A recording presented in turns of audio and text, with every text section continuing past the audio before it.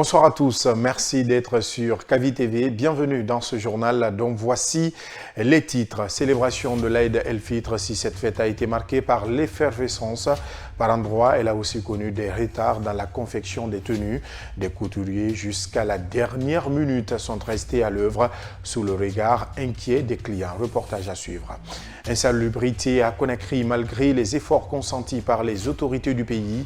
Le problème persiste toujours avec l'incivisme des citoyens. L'image de la capitale prend un sacré coup. Dans les rues, les déchets s'accumulent et posent un réel problème de santé publique. 4 ans de prison, dont 2 ans ferme aménageables contre Marine Le Pen. Un coup dur pour la chef des députés du Rassemblement national qui pourrait voir s'éloigner ses ambitions pour la présidentielle de 2027. Voilà pour les titres.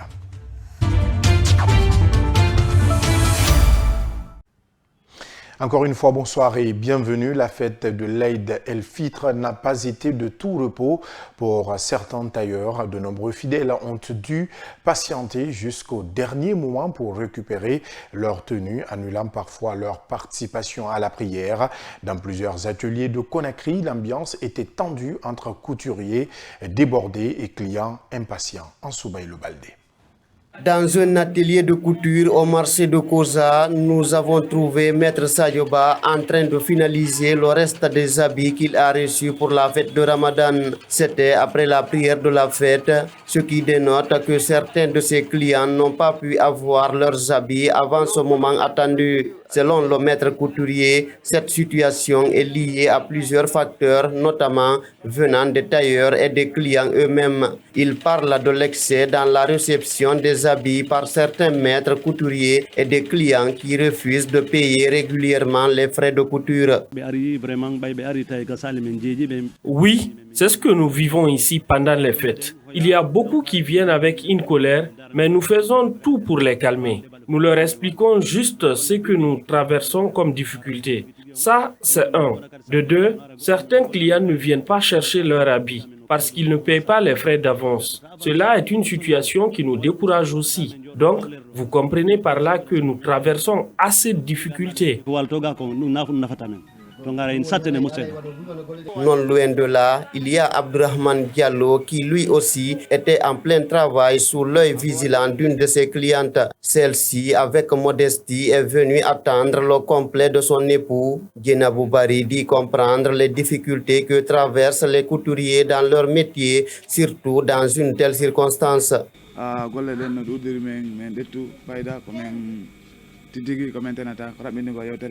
Pour être honnête, on a reçu trop d'abus à coudre. Cela nous a causé d'énormes difficultés à terminer le travail. Nous nous sommes efforcés, mais ça nous dépasse. C'est pourquoi nous sommes là. Vous voyez une cliente assise là-bas en train d'attendre. Elle est venue avec une colère extrême, mais je l'ai calmée.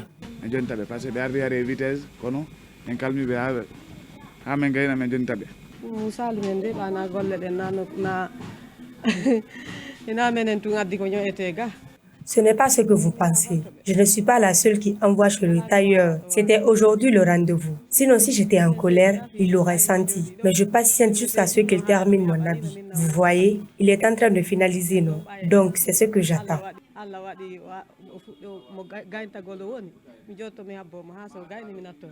Des maîtres tailleurs dans le carré ont préféré fermer leurs ateliers par peur de la colère des clients qui n'ont pas reçu leurs habits de fête. Parlant de cette fête, à Kindia, tout comme à Conakry, des messages d'unité et d'harmonie sociale ont été véhiculés. Dans les différents sermons, les imams ont invité les fidèles à consolider les valeurs de paix, de pardon et d'unité nationale. Suivez quelques réactions au micro de nos reporters. Cette année, ça s'est bien passé plus que l'année dernière. Et je sais que l'année prochaine aussi, ça va être encore meilleur à cette année. Donc nous allons partir d'évolution en évolution. Donc nous remercions vraiment les fidèles musulmans qui ont passé tout le mois de carême à faire des bénédictions, à faire des prières pour la Guinée, pour le peuple de Guinée, pour le président de la République, pour le gouvernement, pour que vraiment la paix puisse exister, pour que nous puissions aller au niveau du développement. Nous sommes au seuil du développement. L'émergence de la Guinée, il n'y a qu'un pas maintenant. Les pas n'en finissent pas. On est encore aujourd'hui à un autre événement d'un jour solennel, c'est-à-dire la fête du Ramadan. Voilà que pendant 30 jours, la population vraiment s'est concentrée alors à payer cette dette, alors vraiment divine par rapport au caractère et à la religion qui nous a été donnée par le Tout-Puissant. Donc la population de Kidia, alors c'est pour leur demander toujours de mettre la balle à terre.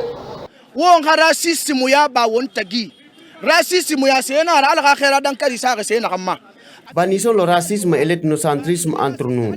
Dieu a maudit celui qui entretient cela dans la société. Que tu sois de n'importe quelle ethnie, ne dis pas que c'est toi seul, les autres tu ne les reconnais pas. Celui qui fait ça ne va pas entrer au paradis. Nous sommes tous des êtres humains.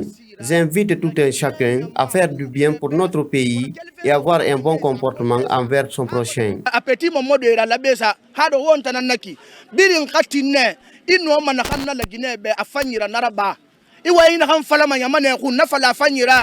Nous avons accueilli avec joie et beaucoup d'abnégation et dans la santé, la prospérité et surtout la paix. Je ne souhaite que le bonheur pour le pays, la paix, la longévité pour nous tous et le bonheur surtout, qu'il y ait la paix du cœur, qu'il n'y ait pas de guerre chez nous et que le président de la République qui est nous, notre Père, que Dieu le guide sur les bons chemins. Propos recueillis par Siba Tupouvogi et Ansou Bailo Baldé. Au lendemain de cette célébration, pas d'engouement dans les marchés de la capitale guinéenne. Au marché de Matoto, par exemple, il y avait peu de clients ce matin, des étals vides et une inquiétude grandissante chez les vendeuses quant à l'écoulement de leurs marchandises. C'est un constat fait par Germaine Mansari. Regardez. Le marché de Matoto a perdu son rythme habituel après la fête du Ramadan. L'agitation des derniers jours a laissé place à un calme frappant. Certaines commerçantes comme Aminata Kamara sont venues ce matin uniquement pour écouler le reste de leurs marchandises. Nous sommes là, mais il n'y a presque personne pour acheter. Beaucoup de nos produits risquent de s'abîmer à cause du manque de clients. C'est sûrement dû à la fatigue du Ramadan. Moi, je suis venue revendre le reste. Même constat du côté des vendeuses de fruits. Aïcha Silla, commerçante depuis quelques années, s'inquiète. Cette année, nous avons tous jeûné sous un soleil accablant, ce qui explique pourquoi beaucoup de gens ne sont pas venus au marché aujourd'hui. Résultat, l'ambiance ici est complètement différente. En plus, il n'y a pratiquement pas de clients. Moi, je suis venue uniquement pour écouler le reste de mes marchandises. Dans les allées du marché, l'ambiance est loin de celle des jours précédents. Là où s'entassaient les foules à la recherche des meilleures offres, seules quelques personnes circulent sans trop s'attarder. Pour les commerçantes, l'attente risque d'être longue avant que le marché ne retrouve son rythme habituel. Partons à présent à Kaporo, où les mareyeuses et fumeuses de poissons travaillent dans des conditions précaires. L'absence de chambres froides complique la conservation des produits de pêche et le fumoir dépourvu de cheminée expose ces femmes à de graves problèmes respiratoires. Mamadou Tanoba est allé à leur rencontre. Nous sommes au débarcadère de Kaporo. Ici, plusieurs femmes y gagnent leur vie au prix d'un sacrifice énorme. Elles ont pour activité le fumage et la vente des poissons dans le hangar du petit débarcadère. Ces femmes sont exposées à une fumée suffocante car le fumoir ne dispose pas d'un cheminée adapté pour l'évacuation de la fumée. Aïssata Silla est une femme fumeuse de poissons depuis son enfance.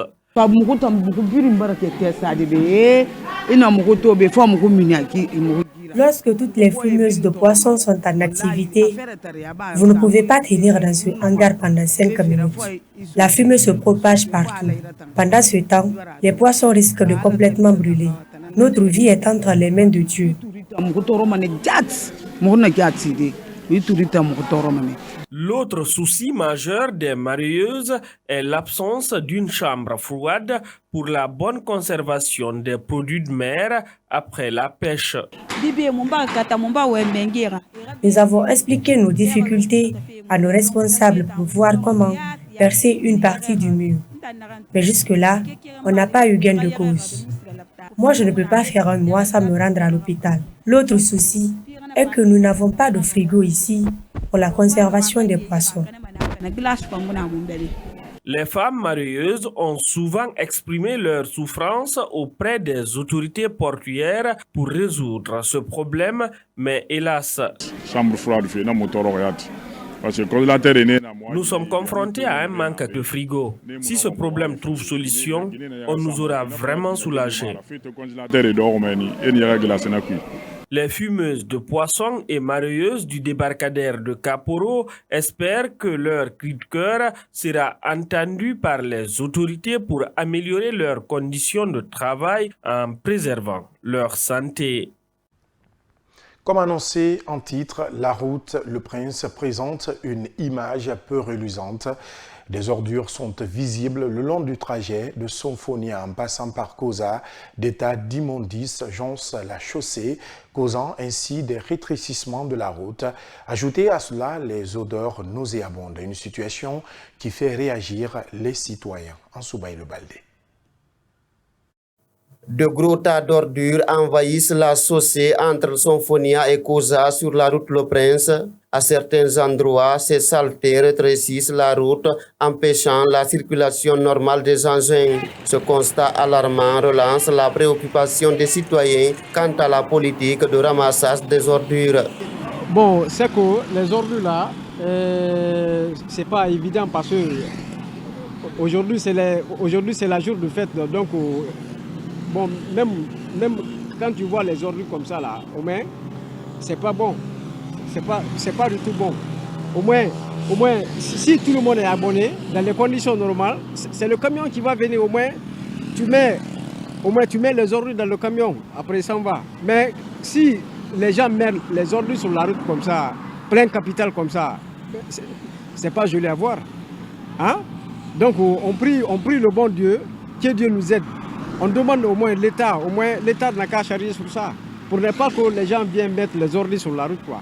Pourtant, au fur et à mesure que ces immondices restent entassés, les citoyens craignent des accidents ou encore risquent de maladies qui y proviennent. Mohamed Silla, un citoyen de Somphonia, invite à la responsabilité. Non, c'est pas bon pour la santé. Parce que quand tu mets les ordures sur la route comme ça, hein, parce que les ordures, un homme ne peut pas au moins assumer avec les ordures dans les conditions normales. Au moins, au fur et à mesure que tu respires, ça donne la maladie. Hein? Surtout les gens qui sont à côté. La problématique d'insalubrité à Conakry reste une préoccupation majeure des populations. Il faudrait donc une réelle réflexion sur la situation pour arriver à l'objectif souhaité. La culture guinéenne, à travers ses artistes, impose de plus en plus sa marque à l'international. Au Ghana, l'artiste Aboubakar Fofana Eke Ebizayon a raflé 2 prix. Il s'agit du meilleur artiste de l'année et meilleur artiste reggae dancehall de l'année 2024. Auteur de plusieurs EP, à travers ses titres, il promeut l'unité et la fraternité. Radija Kaba l'a rencontré pour nous. Suivez. Connu pour sa détermination, son courage, mais également sa passion pour la musique, Ebizayon a réussi à s'affirmer à l'échelle internationale. Élu meilleur artiste de l'année et meilleur reggae dancehall de l'année à Accra, cet artiste guinéen continue de faire plaisir à ses mélomanes depuis plusieurs années, tout en valorisant la culture guinéenne. Et comme vous le savez toujours, Ebizayon a toujours été un combattant et quelqu'un qui se bat réellement pour la promotion de la culture guinéenne.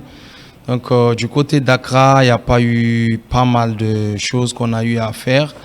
D'abord, avant les 2 compétitions, j'ai eu à faire mon EP composé de 10 titres. Le titre de l'EP, c'est Reggae Dancehall Tree, qui veut dire l'arbre du reggae dancehall. Voilà, et à part ça, j'ai eu à faire le plus grand concert de l'année, et bien sûr le 28 novembre 2024. Et ensuite, j'ai été nominé à deux awards, l'un qui est l'artiste de l'année et l'un qui est l'artiste reggae dancehall de l'année. Et par la force divine, j'ai eu à remporter les 2 trophées directement à l'honneur du Rouge Jaune Vert, à l'honneur de la Guinée. Cet artiste chanteur ne compte pas baisser les bras. Il promet d'autres surprises pour ses admirateurs et Bisayon invite par ailleurs à la patience. J'appelle à tous mes fans de continuer à suivre et de croire toujours à Bisayon. Continuez à vous abonner sur mes différentes plateformes, YouTube, Facebook, Instagram, et Audiomack, Spotify. Sachez que Bisayon est en train de vraiment cuisiner du lourd pour vous. Et après l'album EP et Reggae Dancehall 3, il y a un autre projet et que je vais juste peut-être dire le titre qui s'appelle Tcherno Monenembo, qui va être intitulé de aussi 10 titres. Pour ce chanteur, chaque victoire est un pas de plus vers la reconnaissance de ses racines et un message d'espoir pour les jeunes Guinéens qui rêvent d'un avenir meilleur. En France, le tribunal correctionnel de Paris a condamné Marine Le Pen à 4 ans de prison, dont 2 ans ferme aménageable pour détournement de fonds publics dans l'affaire des assistants parlementaires européens du Front National. Elle devra également payer une amende de 100 000 €. Cette décision pourrait sérieusement compromettre sa candidature à la présidentielle de 2027. Mamadou Tanouba, explication. 5 ans d'inéligibilité avec exécution provisoire, 4 ans de prison dont 2 fermes avec bracelet électronique et 100 000 € d'amende, c'est la peine prononcée contre Marine Le Pen. La présidente du Rassemblement national et 8 eurodéputés ont été reconnus coupables de détournement de fonds publics. Ils sont également condamnés à une peine d'inéligibilité avec exécution immédiate. Marine Le Pen a quitté la salle d'audience lundi matin avant même le prononcé des peines au moment de l'annonce de l'inéligibilité immédiate. Le tribunal a expliqué cette peine en mettant en avant son rôle central dans le système mis en place pour détourner l'argent du Parlement européen. Les 9 eurodéputés du Rassemblement national, dont Marine Le Pen, ont été reconnus coupables de détournement de fonds publics. Le tribunal a estimé que le préjudice total était de 2,9 millions d'euros. Les eurodéputés du RN ayant fait prendre en charge par le Parlement européen des personnes qui travaillaient en réalité pour le parti d'extrême droite. C'est la fin de cette édition d'information. Merci de nous avoir suivis. L'information continue sur notre site, le www.siaminfo.com. À très vite sur KVTV.